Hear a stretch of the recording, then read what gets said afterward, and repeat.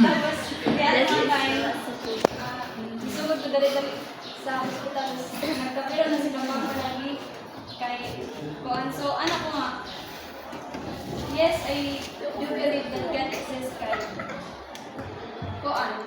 Kanang, siguro nakuan pa rin ka na naapay rason nga mabuhin ko. So, now, I honor Him. I glorify Him because I know He loves me. Matod ba sa John 3:16? For God so loved the world. He gave His one begotten Son, that whosoever believes in Him shall not perish but have everlasting life. Born to parang Taglish. parang that time, bata pa lang ako, is parang sumasamba na kami. So parang, in that thing, kasi diba, parang nag-ask din ako sa sarili ko, bakit ang daming religions? That also affected me. Siguro, iba-iba yung opinion natin about God because iba-iba naman yung religions natin. And for me, God really exists. And it depends on kung paano natin, parang, kung giusa na to pag-adapt sa mga experience na to, kung giusa na to pag-adapt ang mga nakita mo sa ato life. And also, I can really say that God really exists, but others would say na dili kay mga scientific sila nga na. God exists because even though bitaw kanang na time na kapoy na gadyan as a student, na dami responsibility. Tapos, for example, dili sa school, tapos pag muli na dadong pa, napay sa simbahan dito.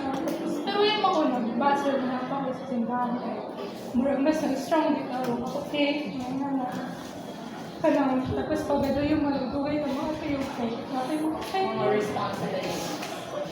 Tapos kanang, makakwanta na ko, di kaya na ako, nakaya na ako, pero nakaya ko, hindi na ako na makaya ko. Kaya ang ginoo sa present, kanang, as a person, gano'n na negative, I always compare myself to others. Kaya, I think murag, unfair magod ang world, so murag, I find it difficult at the same time. I believe in God, but I'm too negative, murag anak na tamang. So, What is your belief that He really exists? I exist Without Him, Yeah. do not doubt Him. Don't. He's your God. Yes, ma'am. Thank you, Laika. Do you believe that God exists? Grabe na struggle. Water.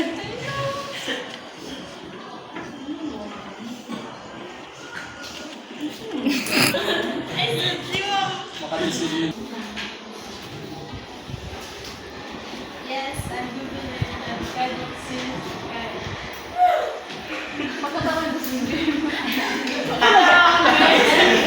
Tanaw ra kay Ryan, Bim. Tanaw ra kay Ryan.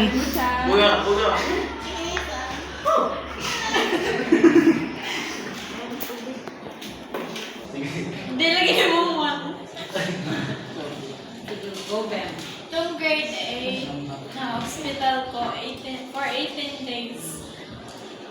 Then, napas-babe ko sa COVID.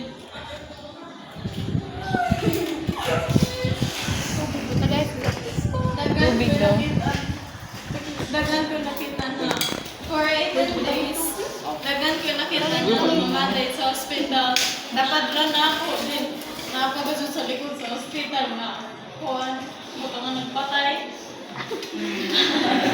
So, nawayan ako ba na ato kay niingon man ang doktor na needs to open.